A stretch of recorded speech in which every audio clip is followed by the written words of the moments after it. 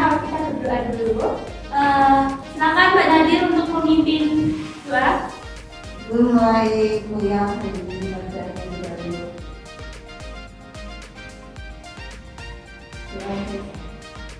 Terima kasih Mbak Nadir. Nah, Ibu mau tanya nih, selama 1 minggu ini kalian ada peristiwa apa atau pengalaman apa? Ada. Apa? Nginep di rumah sakit. Habis sakit ya? Enggak sih. Sebelum kita mulai pembelajaran, kita absen dulu ya. Saya absen dulu. Erwina hadir. Dewi hadir. Nadir Hadir. Kia Hadir. Yohana hadir. Rafael Hadir. Timo Halo. Wanda. Hadir. Oke. Belum ada suara izinnya ya? Baru. Oke. Nah, hari ini kita akan belajar tentang badan usaha dalam perekonomian di Indonesia. Nah, sebelum Ibu jelasan terlebih dalam, kalian ada yang tahu nggak apa itu badan usaha? Aku. Silakan Davina. Badan usaha itu seperti perusahaan yang mencari keuntungan tuh. Ya, betul sekali. Nah, badan usaha itu tuh banyak banget jenis-jenisnya. Jadi, nggak hanya mereka cari keuntungan saja, tapi juga mempunyai tujuan-tujuan yang lain. Nah, mari kita belajar badan usaha. Nah, tadi kan Ibu udah tanya tuh apa itu badan usaha. Intinya itu sama kayak yang dijawab oleh Erwina, tapi ini lebih lengkapnya, yaitu sekumpulan orang dan modal dalam suatu aktivitas yang bergerak di bidang perdagangan atau dunia usaha atau perusahaan. Jadi dapat disimpulkan bahwa badan usaha adalah kesatuan atau gabungan yuridis dan ekonomis menggunakan modal dan tenaga kerja. Dan juga sama yang dijelaskan tadi sama Erwina, tujuannya itu untuk mendapatkan keuntungan. Nah, tujuan utamanya itu menghasilkan barang atau jasa yang dibutuhkan masyarakat untuk memperoleh keuntungan, sehingga dapat digunakan untuk mengembangkan usaha, menyumbang pada pertumbuhan ekonomi di Indonesia. Nah, badan usaha ini juga bertujuan untuk mengurangi angka pengangguran. Nah, kalian di sini kan nggak mau kan kalau besok sehabis kuliah jadi pengangguran? Gak ada yang mau kan? Nah, makanya kita perlu pelajaran ini supaya kalian bisa kalau lulus gak jadi pengangguran. Oke? Nah, badan usaha itu ada jenis-jenisnya. Pertama, boleh Dewi menyebutkan yang ada di sini. BUMN atau BUMD. Ya, terus Yang kedua ada BUMS dan ketiga ada otonomi. terima kasih Dewi. Nah, jadi di sini kita akan memperdalam apa itu BUMN, apa itu BUMS, apa itu koperasi, dan apa itu BUMD. BUMN adalah badan usaha yang didirikan oleh negara untuk menyejahterakan masyarakatnya. Seperti contohnya kalau yang kalian tahu itu seperti PLN, Pertamina, KAI, terus Garuda Indonesia, itu tuh termasuk dalam BUMN.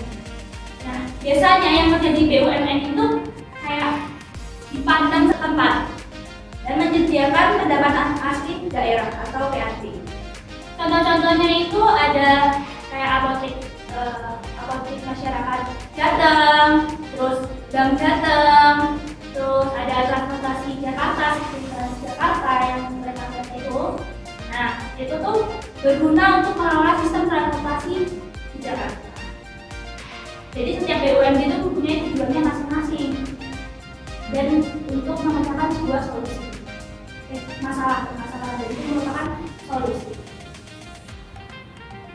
Dan yang ketiga, BUMS. Nah, BUMS ini lebih kompleks daripada yang BUMD, BUMN. Ini lebih kompleks karena dia terpecah lagi menjadi 3 tingkat untuk mencari laba. Contoh-contohnya itu adalah usaha perseorangan. Nah, perseorangan itu seperti di sini ada yang orang tuanya punya usaha apa? Ternak jadi. Nah, itu juga perseorangan. Dewi? Pedagang minum. Nah, itu juga perseorangan. Nah, jadi semuanya yang mengelola orang tua kamu kan yang mempunyai usaha. Enggak, misal nih kayak ternak babinya si Iya, itu kan tadi kan ada pasti kan juga ada yang nganterin gitu-gitu kan. Dan itu pasti kan ada beberapa karyawan tapi tidak sebanyak kayak yang lebih besar. Yang kedua adalah firma. Firma itu badan usaha yang didirikan oleh 2 orang atau lebih berdasarkan perjanjian kerja. Jadi ada partner kerjanya gitu.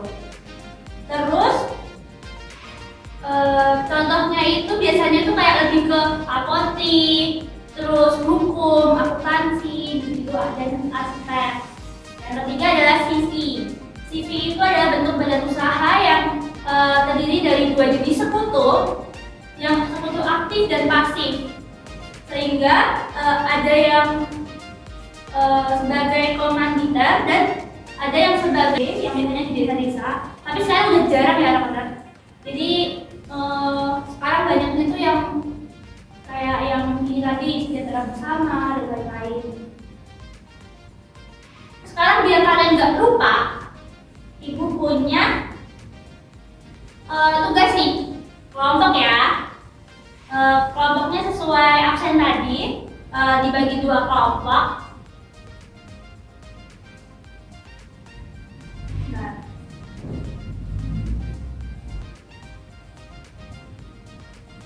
ini untuk kelompok 1, ini untuk kelompok 2.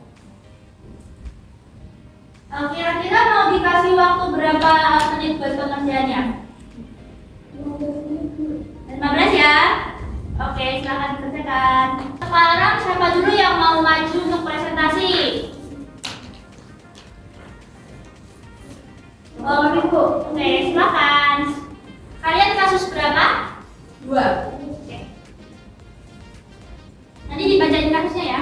Oke.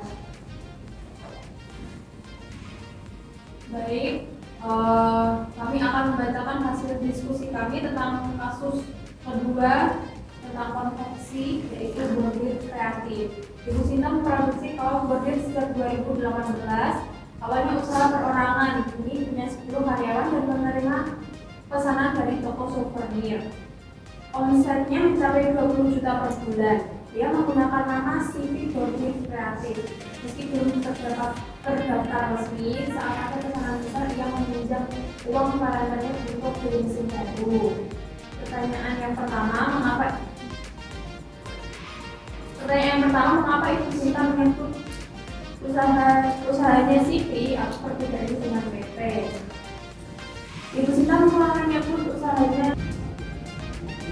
Udah selesai? Sudah. Bu. Nah, dari kasus 2 ini kita bisa simpulkan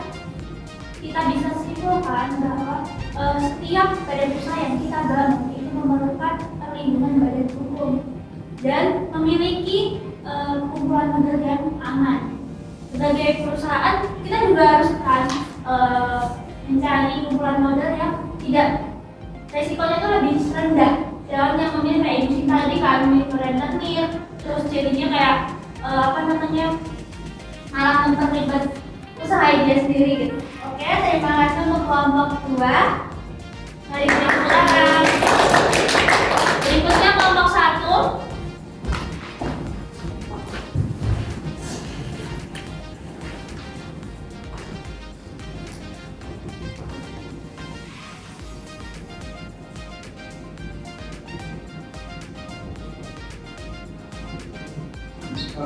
Jadi kami dari kelompok 1 akan presentasikan hasil diskusi kelompok kami. Untuk yang soal pertama yaitu bentuk badan usaha apa yang dipakai Pak Budi, apakah kelemahan utamanya? Untuk jawabannya usaha Pak Budi saat ini tergolong sebagai usaha perseorangan, yaitu usaha yang bisa dijalankan atas nama pribadi tanpa izin resmi dan tidak memiliki struktur organisasi atau entitas hukum yang terpisah. Untuk atau NIB dan izin edar dari Dinas Kesehatan seperti PIRT. Ya. Oke. Boleh saya buka. Jadi dari kasus pertama ini dapat disimpulkan bahwa Pak Budi itu masih memiliki badan usaha yang perseorangan. Terus juga Pak Budi ini udah tepat sih, yang dipilih udah tepat. Tetapi seperti yang di kelompok kedua tadi, sebagai kita mendirikan badan usaha memerlukan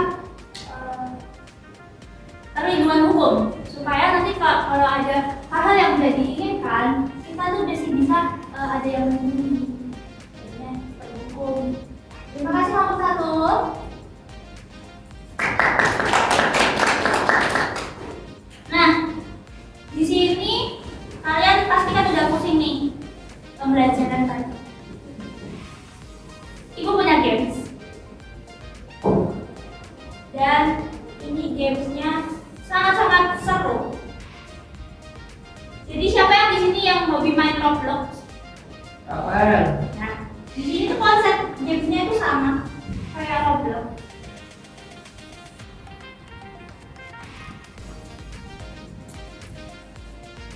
Seru sih perbedaannya.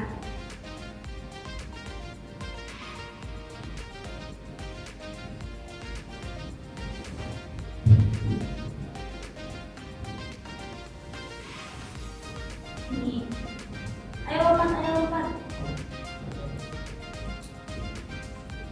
Nah, di sampingnya itu kan ada jawab pertanyaan. Kalian kalau energinya habis, itu harus menjawab pertanyaan. Pertanyaannya, menurut kalian seru nggak? Seru. Gimana? Nah, besok kalau kita ada waktu, kita bakalan mainin lagi, oke?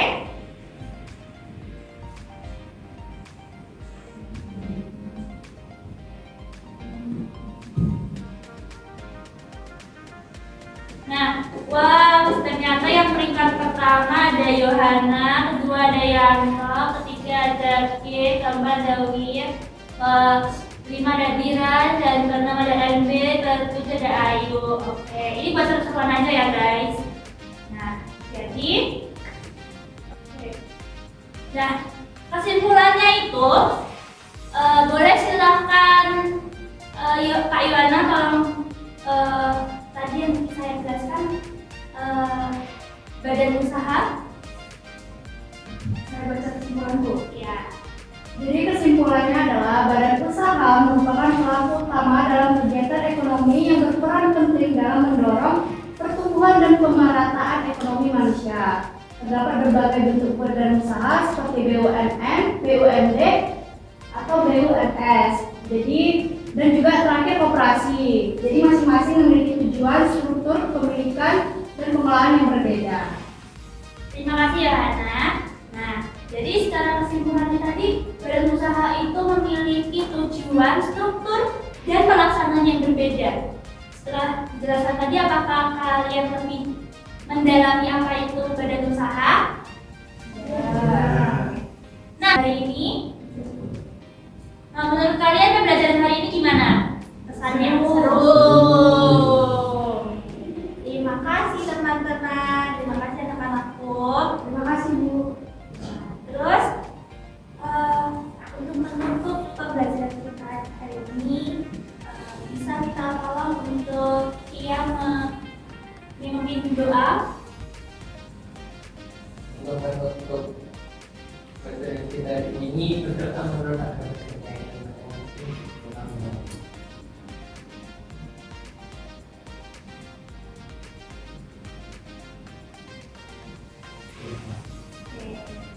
Terima kasih anak-anak, sampai jumpa di minggu depan. Dan untuk minggu depan tolong dipelajari untuk peran ekonomi badan usaha di Indonesia ya. Oke, terima kasih, selamat siang.